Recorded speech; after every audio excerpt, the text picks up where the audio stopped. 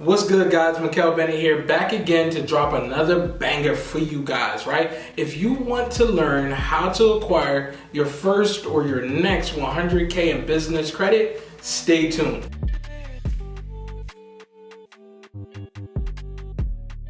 Now, when it comes to getting 100K in business credit, it's honestly not as hard as it may seem. It's pretty simple as long as you have everything structured the right way. And in this video, I'm going to show you how to structure things the right way as far as your credit and your business so that you can open yourself up to getting more funding, okay? So I got 6 steps for you guys. Stay tuned. The first step is you need to structure your personal credit. I don't care what you heard about building vendor accounts and net 30s and net 40s.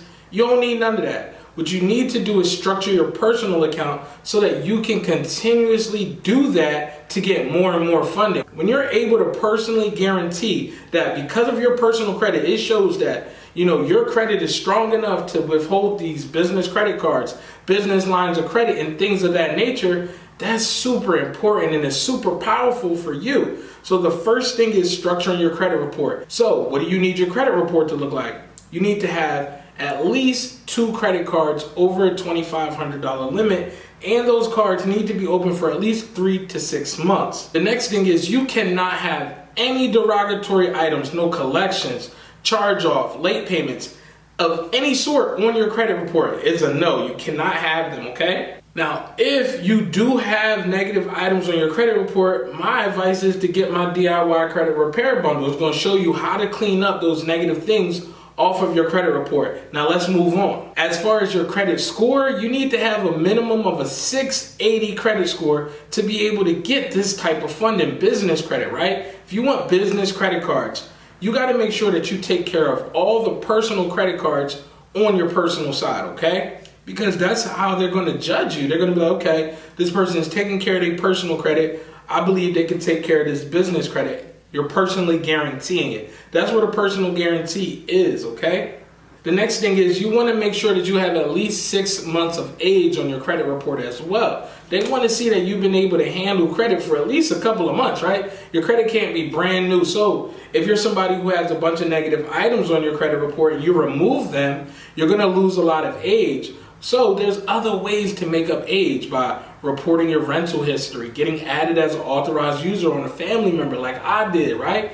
All of these things can help you to increase your age, so it's not really that hard to fix, okay? The main thing is making sure you have no derogatory remarks on your credit, no late payments in the last 2 years, crispy clean, okay? Now you want to have a low amount of inquiries, but I have seen people get 50,000, 100,000 lines of credit and business credit cards with tons of inquiries on their credit report. You just want to make sure you don't have a bunch of inquiries on there that are unnecessary. Any inquiry that you can get removed that's not attached to an open account, I recommend that you remove it, okay? Now that's it for the personal credit. The next thing that you need is to set up your LLC. You need to have a business entity and it needs to be structured the right way. So one thing you want to do is make sure you avoid high-risk industries, trucking, credit repair, personal finance, things of that nature. Literally just Google high-risk industries that I need to avoid when applying for funding. You're going to see all of them pop up, okay? Make sure that your business is not listed as one of those high-risk industries. The next thing you want to do is you want to get your EIN number. After you get your LLC and you get your business created,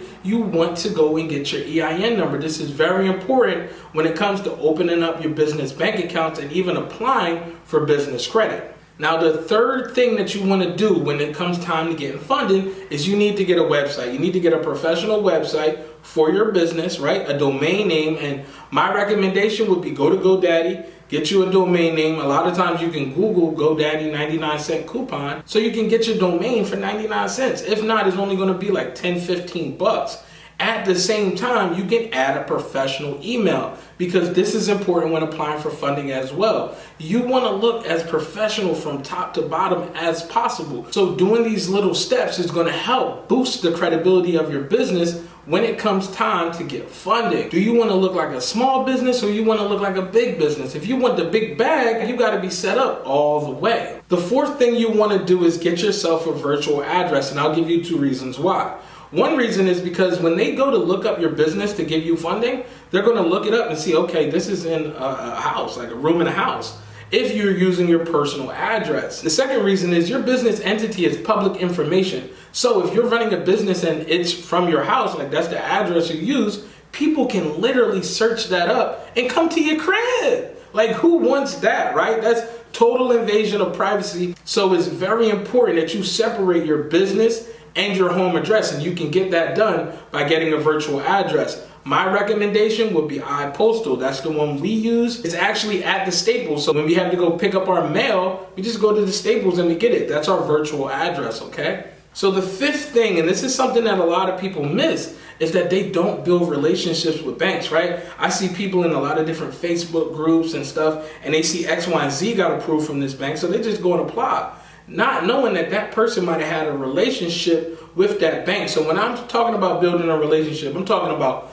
going to that bank, opening up a checking account, opening up a savings account. And if you want business funding, it's good to do it on both sides. Do it on the personal side and do it on the business side. And something that'll take it a step further is if you set up direct deposit. See, these are called sticky products, right, at banks. And you want to get as many sticky products as you possibly can to build up that relationship with the bank. A lot of times our approval rates are based on the relationship we have with the institution. So it's important for you to get in there, build that relationship for at least 31 days before applying to make sure you maximize your funding odds, okay? Maximize your funding limits, okay?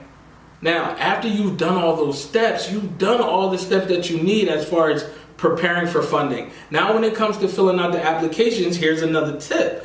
The income that you put on the application, it's your household income, right? So if you have a spouse, you live with family members, anything like that, you can include their yearly salary onto your income, okay? Another thing is it's projected income, stated income, which means you can project how much you believe you're gonna make. How much you think you're gonna make? $5? No. $500,000, $500 million. It's stated income. Now, for no-doc programs, which are programs that don't ask you for any tax returns or proof of income or anything, you want to make sure you don't go over the threshold when it comes to your stated income, right? You don't want to say you're making $1 million or you're making $500,000.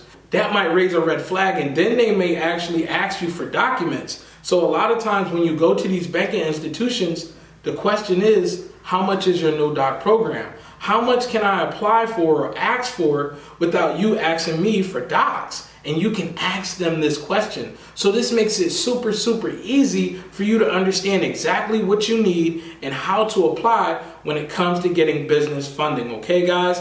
I'm going to be dropping more and more content just like this to help you guys understand how to get access to business funding to fund your dreams, okay? Because any business that you want to start, you're going to need capital to back it, or else you're going to eventually burn out, okay? I've seen it myself. I've seen plenty of other people do it, and I don't want you to do it. So if you like this video, make sure you like, comment, subscribe, turn on the notification bell. And if you need help getting business funding, make sure you click the link in the description of this video and get access to my business credit bundle. It's going to show you everything that you need to do as far as setting up your credit, setting up your business step by step, and exactly how to go get this bag when it comes to business funding.